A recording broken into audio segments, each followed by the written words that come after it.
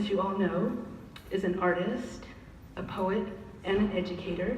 She studied at Anza College in Cupertino and Foothill College in Los Altos Hills. During her art career of 40 years, she received 3 National Endowment for the Art Awards. In 2007, she received an art award from the city of Sunnyvale. In 2013, when she turned 75, she started writing poetry. So Dreaming of Glistening Pomelos is her first book of poetry, published to celebrate her 80th birthday. Good afternoon. I'm Kaecey McCormick, the current Poet Laureate for the city of Cupertino, and I can't think of a better way to spend my afternoon than in celebration of Flo and her beautiful poetry and art with all of you. So thank you for letting me have a few minutes to speak to you.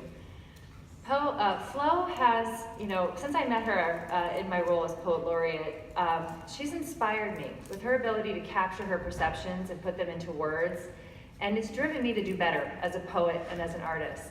So when she asked me if I would speak today, I was absolutely honored and couldn't be more happy to be here.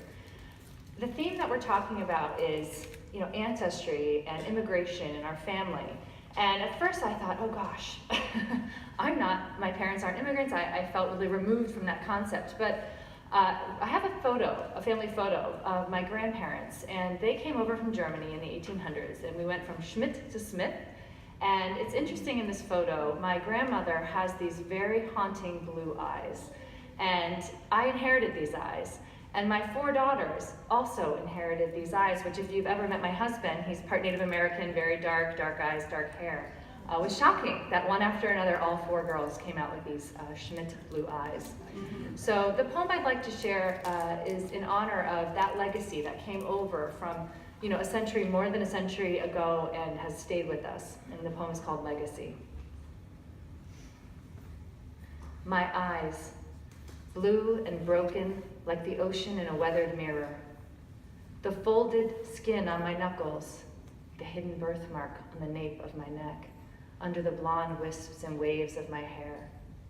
The constellations of freckles on my nose and arms that stretch too tall and long. Yours to inherit and share as you age away from me and walk through the forest of prickly bushes and watchful wolves who will want to taste your sweet skin. But I will be there, in the shadow blues of your eyes, in the twist of your smile, the turn of your head. I know you will push me out. You cannot stop it. Every child does the same, the way the sun must push out the moon. Yet, I'll stay with you. I'll be the word on the tip of your tongue. I'll be the song that worms its way into your ear and makes your feet tap to an unheard beat. I'll be the silence after the rain stops pounding on the trembling window panes. In the gathering shadows of a moonless night, I will be the stars in the Milky Way, for the awe that strikes when I see your beauty, my blue-eyed girls, your passion for each other, your love of peanut butter cookies and homemade bread, is like my love for you, who came from me but are not me and will not end. Thank you.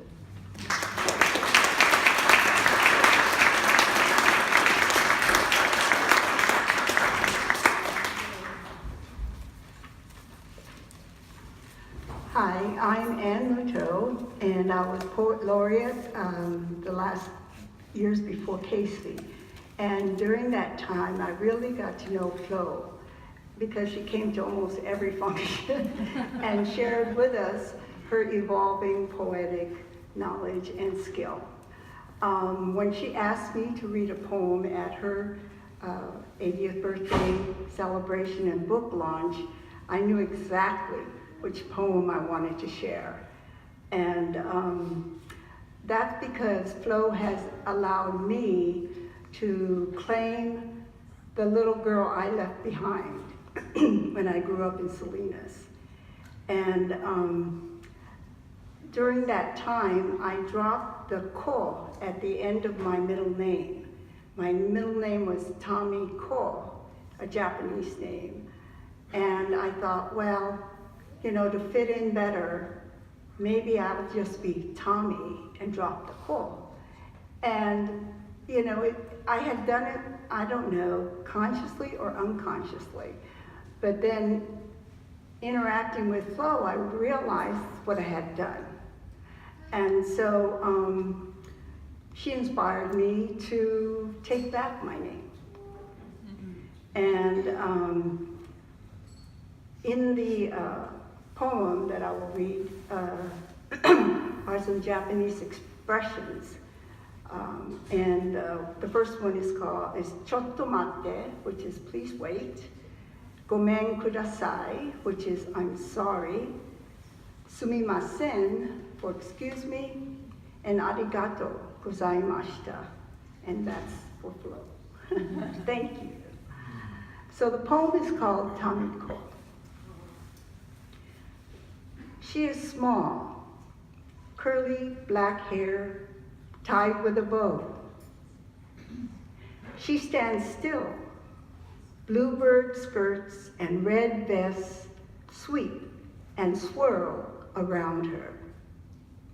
She searches for the safety of warm brown eyes, honeyed skin, of knowing she is one of them. She yearns to hear, chotto matte, gomen kudasai, sumimasen, arigato gozaimashita. She steps away, slips into a box, which spins away into space. In her box, she wonders, maybe the blonde ones know something she doesn't. Maybe she is the odd one, the out of sorts one. Maybe she should be more like them. Thank you.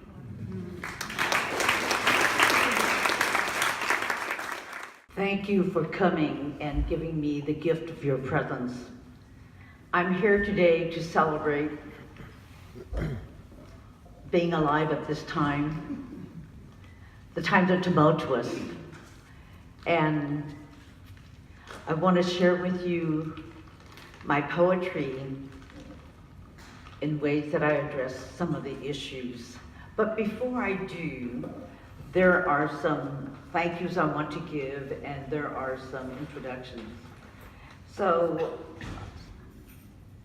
Nancy Smith, the City Councilwoman of Sunnyvale. I want to tell the story that I have with Nancy.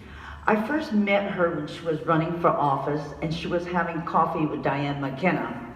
And Diana McKenna is a local shaker and mover, Sunnyvale City Council person and all of this. And when I saw Nancy, she had dyed her hair white and then turquoise and purple or something. I went, okay, I'm voting for her based on her hair. And then fast forward a little bit later when POTUS was inaugurated on January 21st. My husband and I were at the corner of El Camino and Hollenbeck to protest. And there was a woman who crossed the street, and she came to me and Ed and said, go back to your country. And she continued to harass me. The people who I was protesting with were all taken by surprise. I have a lot to say, but I didn't say anything to her. I was so shocked. Ed, who's a meek and mild-mannered, no, he's not meek, but he's mild-mannered. He just blew up like he was a bear, and he began to, and I went like, is this my husband? We've been married for 57 years, so I didn't recognize this manifestation of Ed. And the woman walked away, and then she came back and said, go back to your country. I was so pissed, but silent. So I went home and I said, I better do something about this. And so what I did was, when POTUS was having his first 100 days, I decided to have my 100-day project. I wrote an email every one of those 100 days to the city councils of Sunnyvale, Mountain View, and Saratoga, or wherever else. And the only one who answered me was the mayor of Sunnyvale. And then a few weeks later, Nancy answered me. And she apologized, but she hadn't done that. She wasn't the woman who came in and harassed me racially. And so fast forward to April, which is National Poetry Month. She arranged for me to receive a resolution from the city of Sunnyvale for poetry. And I went, okay, a city council person who is aware that there is culture, who is aware that there's more than the IT companies that we have around here and more than the wealthy people who are coming to settle in our neighborhoods. She knew for me the values that I treasure and I cherish. And so I haven't seen her for a long time, so what I did was I sent her picture to my children, and I said, this is Nancy Smith. When she comes in, make sure we know who she is. And so if I go to city council meetings more often, I would know who you are. So I want to thank Diana Argerbright and Julie Griswold, the co-sponsors of this event. And I want to thank Mara Grimes, who's standing here by the wall. She did all the things that a person needs on staff, and I didn't have a staff, so she became my staff. I want to thank my loving husband of 57 years, Ed. You would not have a book in your hand if it weren't for Ed. I got the ball rolling. I wrote the poems. I worked with the editor. I worked with a copy editor and a designer, but I didn't know how to decode what the online company wanted me to do. So I said, Ed, I need you to come into my office. I came and I said, sit there. And then I said, what are they saying to me? And he looks at me and he goes, you really don't know what they're saying? And I said, yes. And so he did it for me, and that's why the books are here today, so thank you, Ed. He also took all the photographs of the art that is hanging on my wall, and I'll tell you a secret. In high school, I didn't know a damn thing about physics, and I had to turn in my physics homework. So he did it for me, and of course I got an A. Then when I took the midterm, I got an F. So when the teacher said, what happened? You went from an A to an F, and I said, oh, my husband did it for me, and so, and here we are, still married. I want to thank my daughter, Felicia, and my son, Brad. They flew in to be with me, and we are a family that stays together, and we love one another very, very deeply. I'm standing here before you because of a program at the Santa Clara Kaiser facility, but we have our clinic work at Kaiser on Arquez. It is the Kaiser Pain Management Program. 4 years ago, I was diagnosed with pain, with chronic pain. And it's been a challenge to learn how to manage it. So I want to thank Karen Peters. Karen, where are you? Will you stand up? Okay, where is she? Barbara Gawain is her co-founder, and she's not here today. But Tim, Kate, Maureen, and Lynn. Is there anybody else that came from who are the medical providers? So could you guys please stand up? I want them to know that you're the ones where are they? Yay.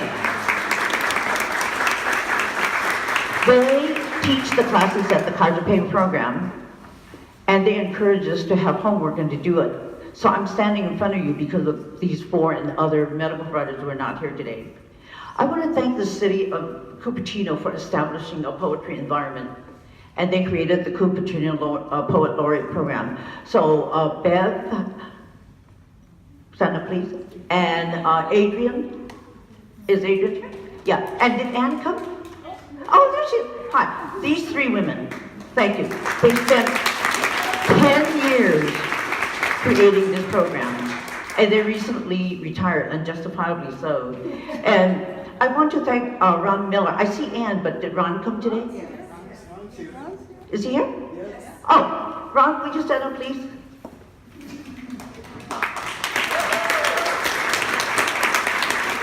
Once a month, every third Thursday, I show up with my friends to go to Poetry Circle. And Ron brings the water, he brings the, all the poetry books. He recites Dylan Thomas to us, all of that. And, we just have a wonderful time. And that has been the group that has really fed the growth of my poetry. And to Kaecey, McCormick, and Muto. Oh my gosh, they are the most generous people in the world. All I had to do was to listen to the poem and copy, and so I did, and so here I am today. I want to acknowledge the poets from whom I took workshop, my sister Nellie Wong. Nell, where are you? Yeah, okay. Erica Goff and Ralph and Keiko O'Leary. I don't see Keiko here today, but she was. Is she here? Where is she? Oh, Keiko! Yeah. All right. These three wonderful women gave the best workshops, and I went all the time. So, and I want to thank Kaecey Skagg. I haven't seen Kaecey, but she was the copy editor that took me far and near. She wanted to know why I needed a comma there, why I needed this here, and I didn't know why I needed there, you know, so whatever she said to do, I followed. And then I want to thank Lenore Chin, who is documenting this event. If I don't know who I am, that's because I'm confused. So I want to share with you my book, Dreaming of Glistening Pomelos. My book is about my parents who are immigrants. I stand with immigrants. We made this country. And if we want to talk about who are the really owners of this country, I thank the Native American nations. And so I want to share with you the beginning of our family story in America. But first, I take you to China, where my mother and father were matched to each other. I have three voices in this poem. My mother, she's called Mama. My father, Baba, and my mother, my grandmother, my paternal grandmother, Fufu. Mama, my mother. I look at the man my mama chose, my husband to be, whom I have never seen, dressed in a dark suit, shiny black shoes. He is a Gimsan Hak, who toiled for years, far flung across the sea from our homeland. Now he needs to wed again. He comes to Island, our village, because his mama picked me. I will marry him, become his second wife. Oh, he's nervous. Sweat beads on his forehead. He is handsome, but I did not choose him. His right eye is smaller than the left. His body odor is different from the dung perfumed men who toil in our fields. When I marry him, I will live in Gimsan, away from my mama, whose wispy hair grows white and thin, whose bones are flooded with eggs, who gives me scarce meat while chewing meager greens. When I marry, my belly will be filled. I will collect cow dung no more, pluck rice stalks no more, stuff rice straw in the smoking cane no more. Baba, my father. I look at the woman my mama chose, my wife to be, from the neighboring village of Island. I did not choose this woman. Can she give me a son? I need a son to carry my surname G to the next generation. Will she care for my first child, a daughter, whose mother has passed? Will she bring me comfort, caress my heart? In the sultry heat of this day, she dared not look at me for long. I see her three-corner eyes, small nose, drooping shoulders, calloused hands, large feet hidden in embroidered slippers. Will she still be in my arms, tender to my touch? In Gimsan, our life there will be arduous, our days long. Pupu, my mother's mother. I look at the handsome man I chose for my winsome raven-haired daughter, who at the age of 21 still collects cow dung near our adobe home, in land the weary field god abandoned. Moiga Nui, my beautiful daughter, I found a Gimsan Hak for you. I have lived my life in this desolate land. Now you will live yours far away in Gimsan.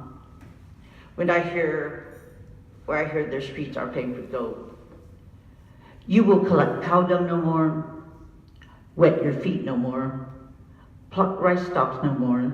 Stuff rice straw no more. Feast down on your last grains of rice with me. Now I take you to San Francisco, to Angel Island. Angel Island is the home of the immigration station where my parents were processed through in order to come to become American. And when my mother wanted to come to the U.S. with our 3 older sisters, she could not come because the 1882 Chinese Exclusion Act expanded, said that wives could not join Chinese husbands in this country. They allowed sisters to come. They allowed aunties to come. They allowed prostitutes to come, but not mothers. And so this poem is a reimagining of what my mother said to my father and to my sisters. The Cantonese that I'm using is the village dialect of the Pearl River Delta, Islia. Gilwa-yi, call me auntie. On Angel Island near the open road, a distance from Ifao, San Francisco, the ocean billows. I think of you, my Gimsan husband. Our daughters and I have traveled a long way to be with you. We are latched behind barbed wire, soldiers with guns here. Second daughter shivers. She asks, what has she done wrong? What do I tell her? I worry. Will we answer the question correctly? In Faki, America, I am your sister, not your wife. Shh. I warn our daughters. Mogongla, don't tell. Secret. Mohammed Mama, do not call me mother. Gilwa-yi, call me auntie.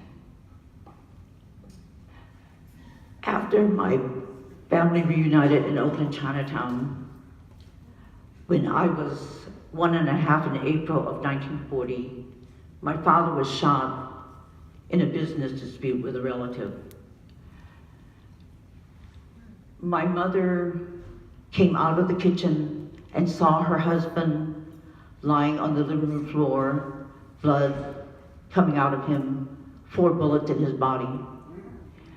And she did not call the hospital, she did not call the ambulance, she did not call anybody.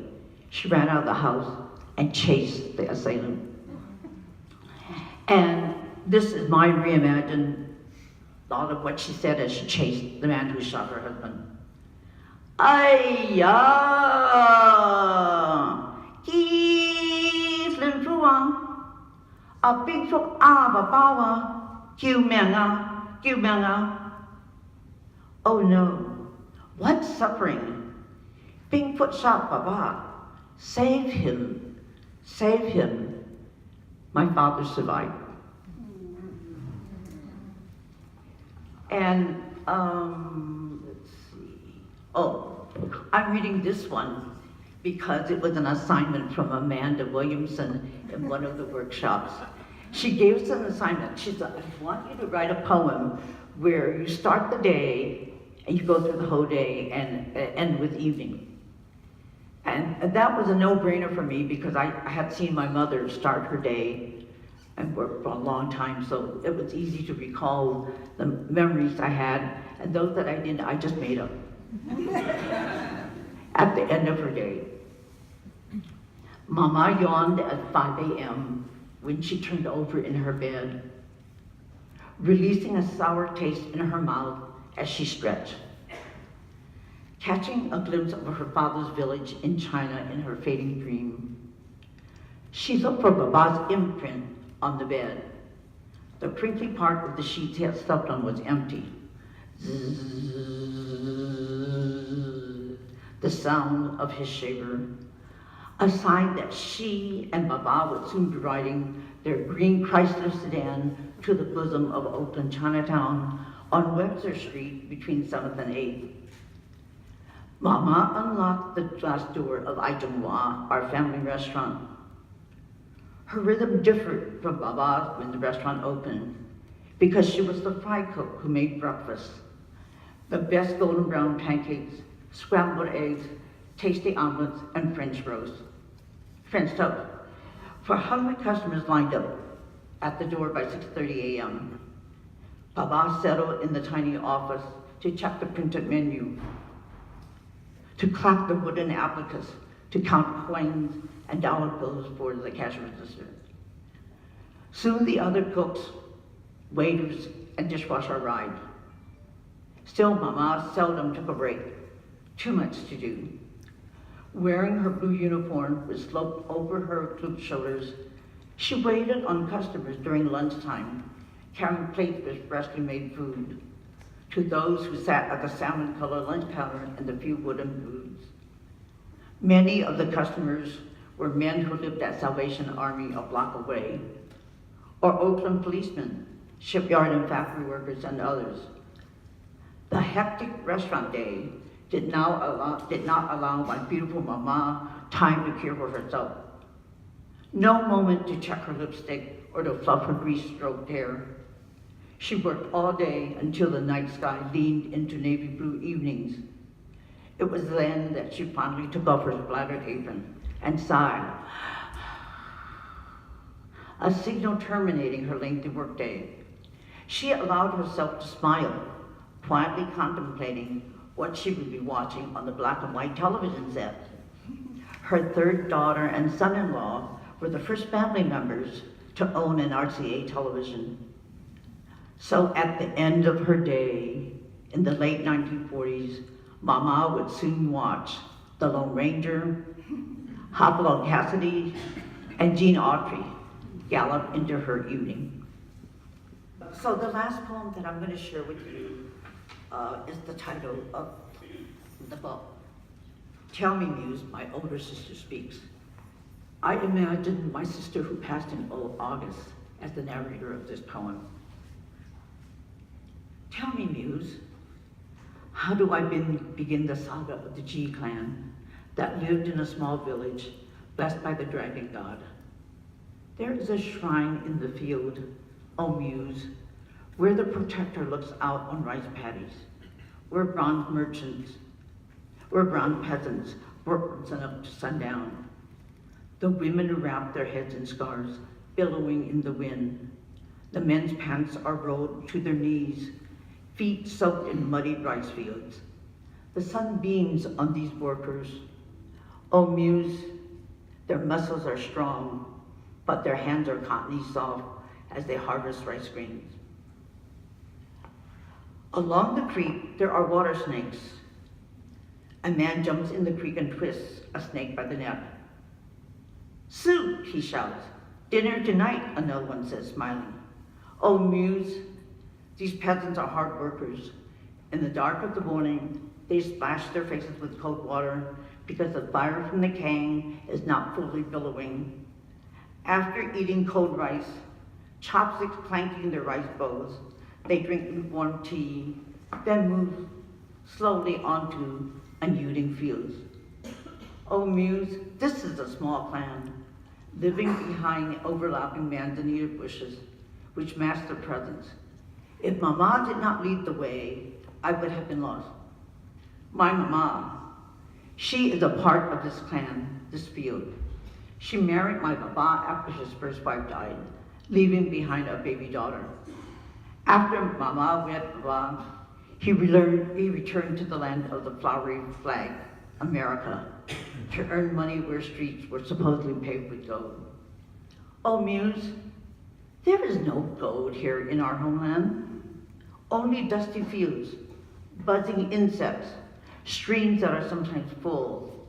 There are hidden weeds, insects that might bite our feet at any moment. Oh, Muse, the field's name is Happy Dragon, but I don't think people like Mama are happy here. Sometimes her groan thunders, as if her voice is erupting from the center of the earth.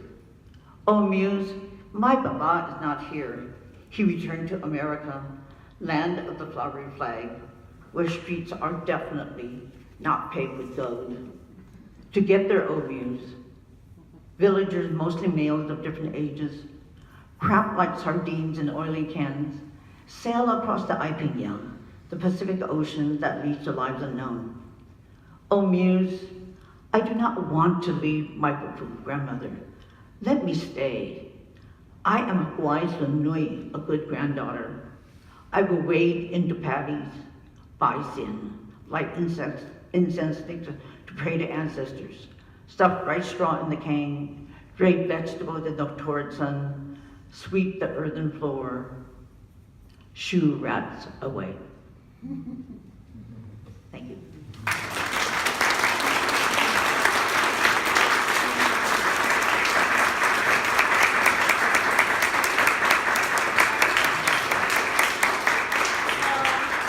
Hi, I'm Felicia. This is my brother Brad. We are Flo and Ed's children. And my mom didn't want a cake, so we have a little lunch with a candle. Happy birthday to you.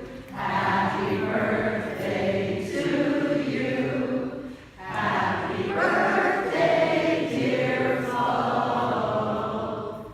Happy birthday to you.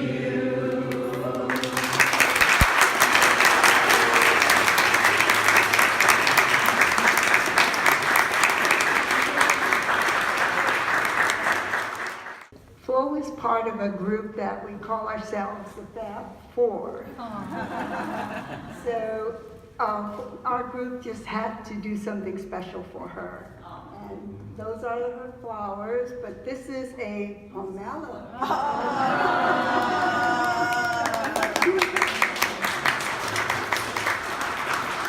Flo has taught me a lot, and this is one of the things she taught me what a pomelo is, which I'd never heard of before. So, come on up, Flo.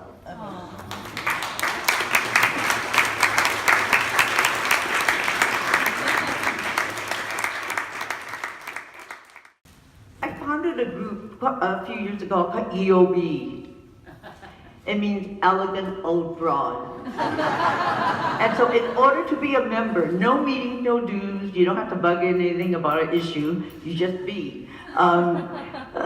You have to be 70 years old, you have to be female, and you have to do something for someone. And these three beautiful women, these three beautiful folks do a lot for the community.